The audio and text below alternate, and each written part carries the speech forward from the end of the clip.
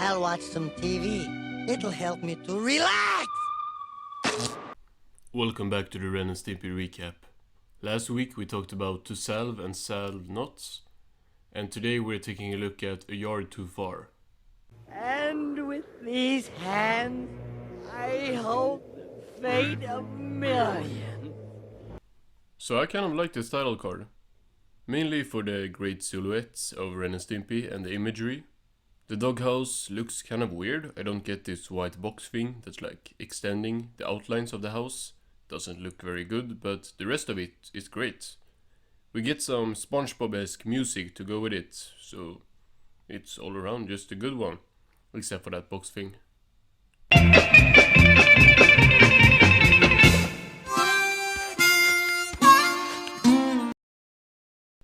In a return to form for the two, they are walking down the street being very hungry.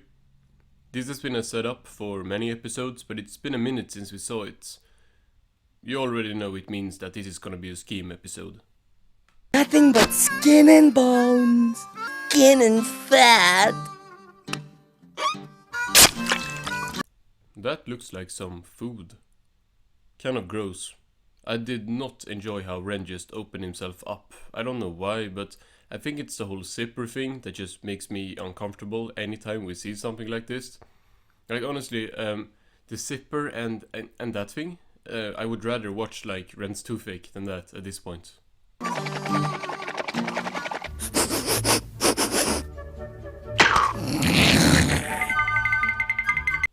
Ren and Stimpy smell food that drags them away towards the house with a great visual. Really liked how they went from being dragged to flying to being in a car. It's very creative. Stimpy, what is that delicious aroma?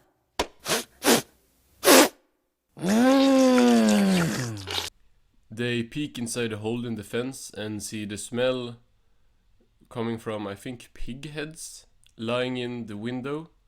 They call it hog chow. Never heard of that. It's apparently Ren's favorite. Hog chow! Another nice visual. Ren gets a little self-aware and says that he has seen cartoons before, knowing the trope of a guard dog that will beat them up. Wait a minute. I'm not stupid. I've seen cartoons like this before. There was an aggressive alley dog in last episode. Don't think there is any connection there though. I just remember that we had like a kind of a guard dog. Go look again and see if there's a dog. Yes, sir!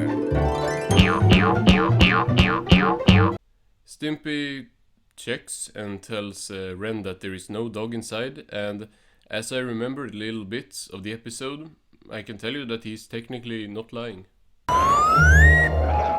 There's no dog, but there's a baboon. Stimpy is kind of a bad friend for just leaving that detail out. It is kind of funny though. Stimpy is not the most clever guy, and he probably didn't make the connection of what Ren was really asking. Like Ren was obviously not gonna go in there if there was a baboon, but in Stimpy's head, he asked about the dog and there was no dog. After a while they check again and the baboon is now sleeping.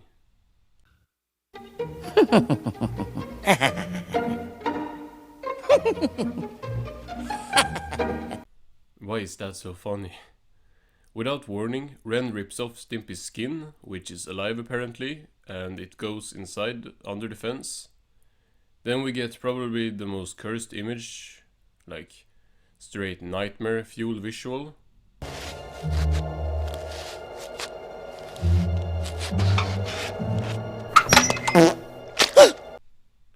I just needed a split second visual and I already knew who that was. Mr. Pipe is back, and I think it's with the games era that they just start going crazy with the side characters. Like, there has been characters brought back in past episodes, but from what I remember, the coming seasons will use a roster of like 5 characters and just throw them into episodes in new roles. This is of course yet again a new house for the Pipe family. Their living situation is like has less continuity than Ren and Stimpy somehow. Well, I'll be. Looks like one of the hog jowls fell out of the window. Mr. Pipe mistakes Stimpy's skin for a hog head, which, fair enough. He whistles to the baboon to come and get it, and it's now that we see him clearly for the first time.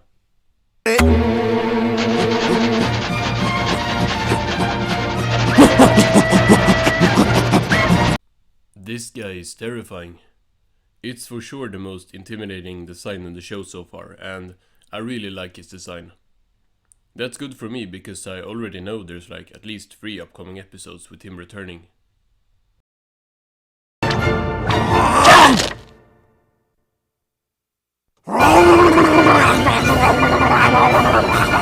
The baboon attacks the skin as a terrified and terrifying skinless Ren watches.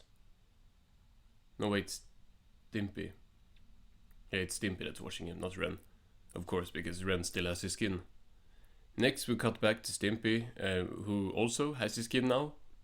Doesn't make a lot of sense, but Ren and Stimpy are dressing up as a human now. I like how the shirt just says wife.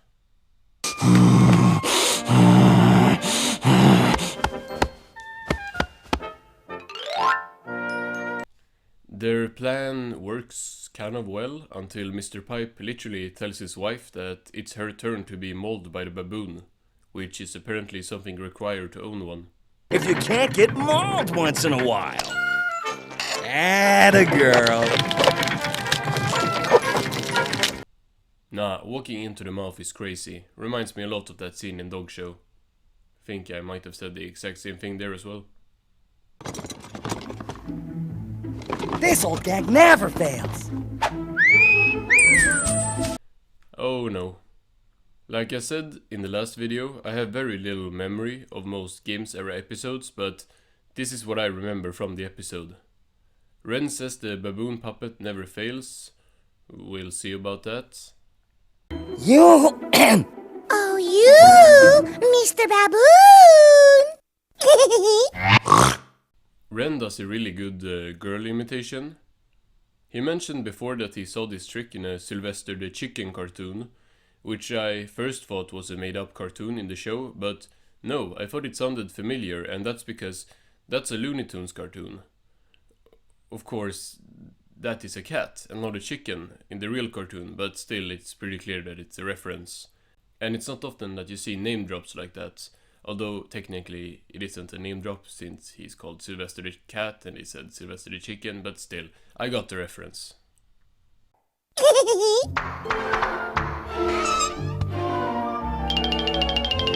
While the baboons flirt, Stimpy rolls by in the background, going for the hog chow. The baboon has some great wrists and pulls out perfume that looks really expensive and then sprays it in Ren's eye.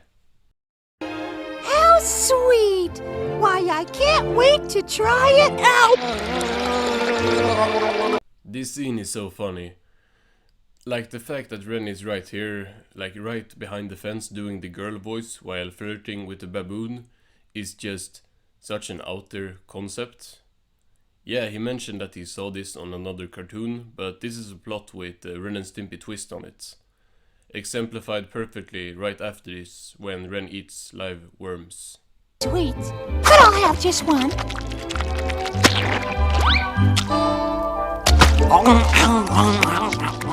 We really get a 10-second sequence of Ren chewing the worms. Not my favorite part of the episode, but I'm gonna be honest, it's not bad. And I think the scene makes sense being here, somehow. The baboon proposes within 3 minutes of meeting this girl. He's just built like that. Whee!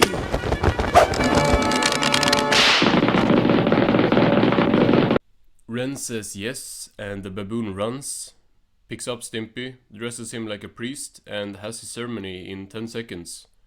I'ma give it to the baboon. He knows what he wants, and I can't knock him for that.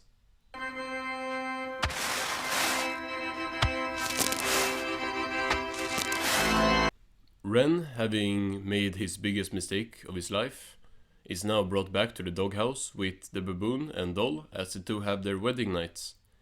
We actually get a happy ending though, as the two get their hog chow, and it's kind of a wholesome ending. Stimpy, you are my true friend. I'll nod to that. I'ma be honest, this episode surprised me. I remember not liking this one, and I can't see why, like going back to it. I think I might have overplayed the gross imagery or something. I thought this was gonna be another Ren's 2 fake, but no. There is gross out, but it's honestly done good and not even that apparent. And the episode is actually very entertaining all around. It is another scheme episode to get food, but it stands out and doesn't feel unoriginal. Contrary to the first episode of the season, where I felt like it was just a trope with nothing added, this felt like a Ren and Stimpy take on a trope. The story was kind of perfectly paced, the episode went by fast, but it felt like there was a lot of content in it. Comedy-wise, there was a couple lines, but it was a slapstick-heavy episode that also had, like, some crazy humor. Like I said, it was entertaining through and through, and I'm glad I got to give it a second chance with this retrospective, because it was a welcome surprise. Fun facts: this episode was written by John K. at Spunko and finished by Games Animation. John K, however, did not get the writing credit, as I'm pretty sure the last episode was the last one where he was credited at all going forward. All in all, a good episode. Join me next week where we're taking a look at